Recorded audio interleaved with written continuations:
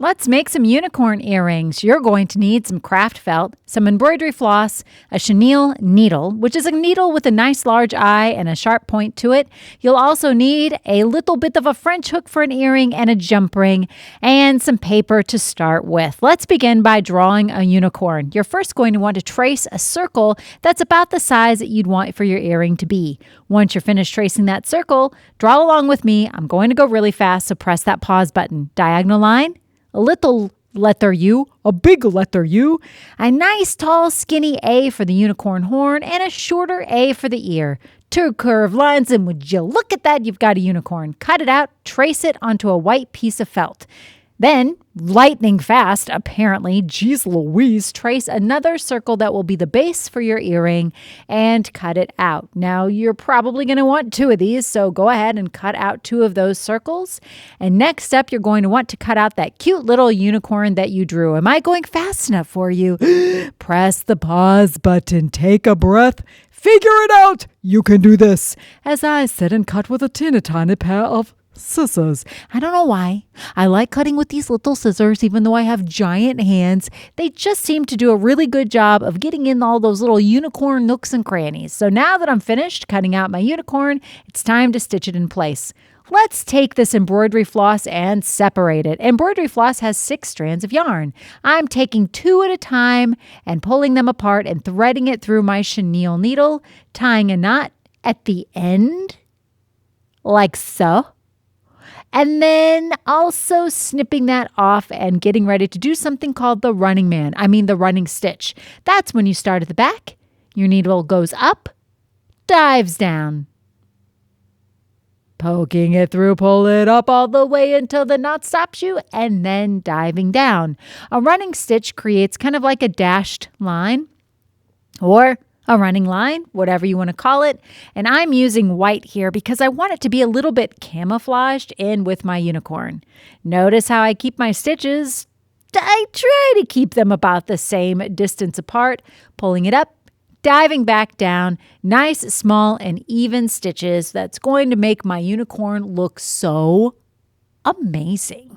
Now, I know sometimes you might get a little bit lazy and you might want to make some really long stitches, but let me just tell you, it's not going to be cute. Things aren't going to work out for you well in the end. I actually don't know what will happen other than you'll have really long stitches and it might not look nice. So there's that. I guess it's really just a matter of preference, and I prefer these short, cute little stitches. Once you've stitched your way all the way around the unicorn, then it is securely anchored in place, and you have thusly completed your experience of doing the running stitch. We're going to be doing several different kinds of stitches on this here unicorn earring, so you're about to learn a whole bunch. Lucky you. Once your stitching is complete, now it's time to turn whatever it is you're sewing over to the back to create a knot. I'm doing this in slow-mo to show you easily. Pretend that your needle is like an airplane, and your airplane needle is going to go and pick up whatever is the last stitch on the back of what it is you're sewing. Even if you can't find a stitch, just grab a little bit of fabric like me. Now your needle airplane is getting ready to take off from the airport when it realizes, oh, snappity, it forgot a passenger. So mid-air, it does a U-turn. That passenger happens to be that little loop that is slowly closing. Pick it up, then pull the needle until you can't pull it anymore, thusly creating a knot. Let's go ahead and do it twice to really make sure it's secure. So airplane needle, picking up the last stitch just before it decides to take off, and then midair goes back, does a U-turn, and picks up that little bitty loop that is quickly closing. Once you've done that, not once, but twice, then you have securely created a knot on the back. Important to do it on the back so that nobody can see those knots. Then you can snip and we can go ahead and start again. I have no idea what I'm doing here. Apparently I messed up one of those stitches and I just happened to do it a third time. Turns out third time's a charm. All right, let's cut this off and move on to the next step, which is working on that cute little unicorn face. Oh, yes. Let's draw it on our piece of paper first for practice. I decided to go with a W for the nose and a couple of simple lines and shapes for the face.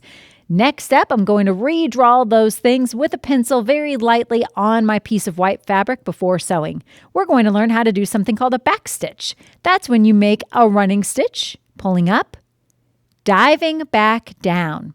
Now, instead of making a dashed line, I want to create a solid line. To do that, I'm going to jump forward a little bit on the line that I drew. Here's my needle poking up. Now I'm going to take that needle and dive back, creating a solid line, hence the name backstitch. Now, the reason that my needle couldn't pop up in the same place that it dove down is because it would undo the stitch, much like right here.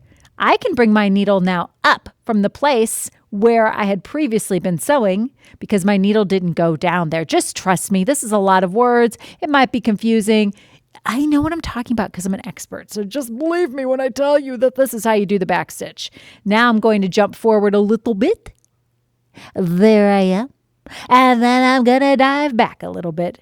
Once again, creating the back stitch. I'll be doing that for the W for the eyes, the little bitty nose, and the mouth. And again, when I'm finished, I will flip this over and do the knot airplane trick on the back. Here I am, full speed ahead, jumping forward a little bit, diving back, going up through the former place where my line left off before going forward. If I can find that spot. Nope, I'm still doing a back stitch. I don't even know what I'm doing. What is even happening here?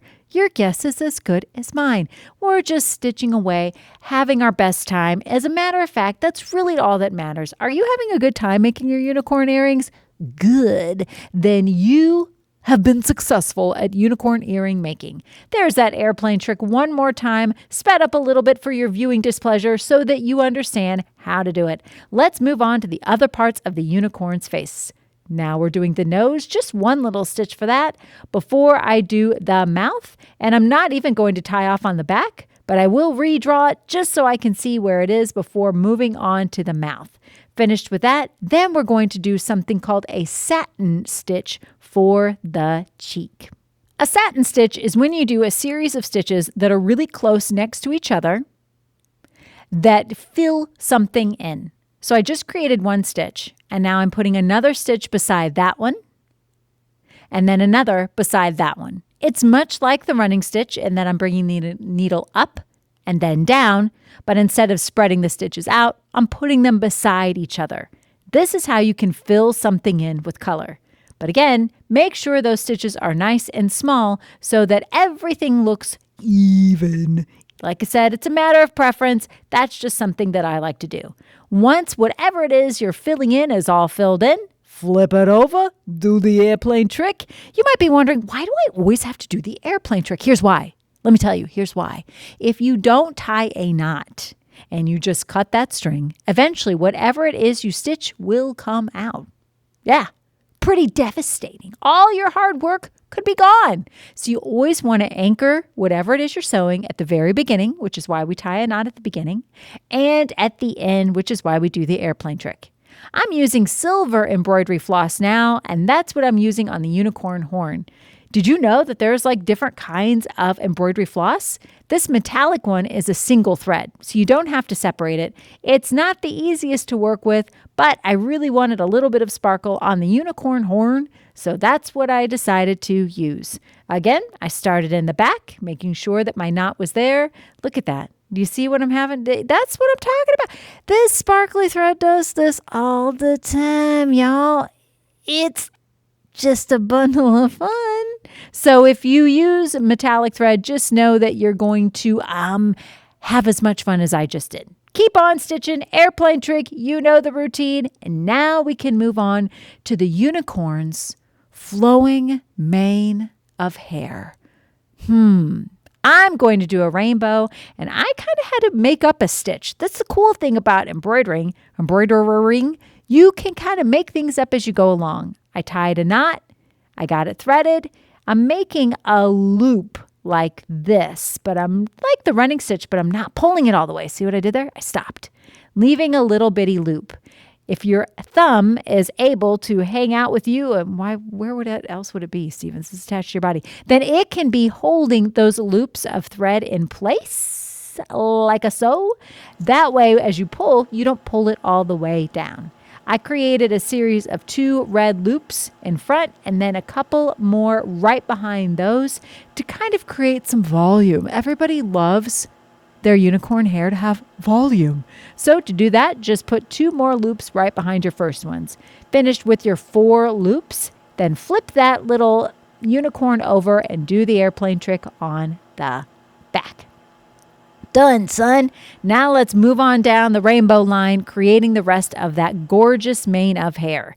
We're going to be using orange next up, as you well know, and then maybe a little bit of yellow, and then perhaps some green, and then maybe blue, and then I ran out of room for purple. What you gonna do? Let's see how fast I can do this. Look at that. Look at me go.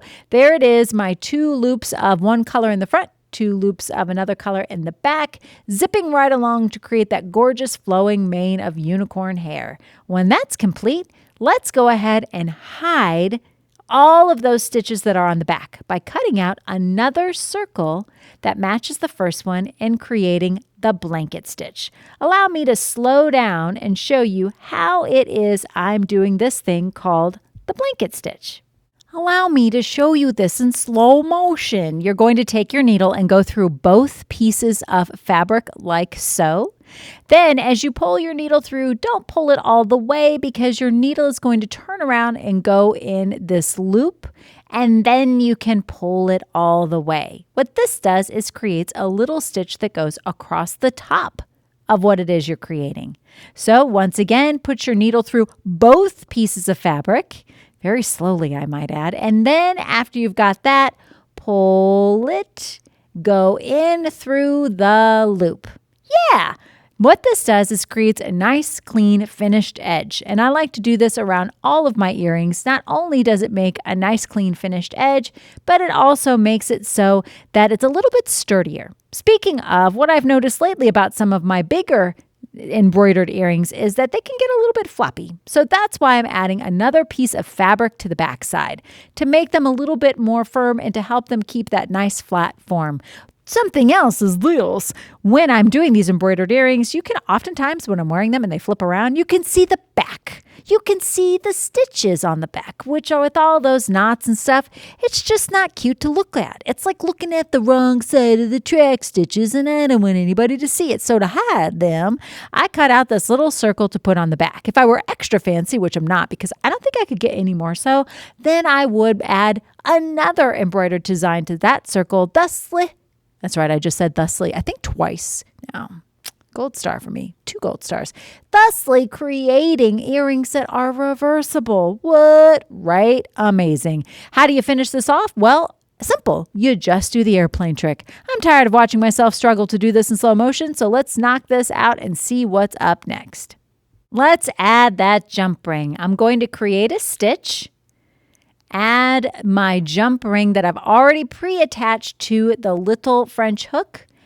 If I can struggle to get it, there we go. And now I'm just going to make a couple of stitches that go all the way around the fabric and right through the little opening of that jump ring. So right through, going through both pieces of fabric. Doing that a couple of times will really help to secure it before doing the airplane trick on the back. By the way, these little jump rings can be kind of tricky to open, so what I like to have on hand is a pair of jewelry pliers. But if you don't have that, you can open them. It just might, ruin that manicure of yours. Hey, but it's worth it because you just made, cute unicorn earrings. Thanks for joining me, guys. Have fun.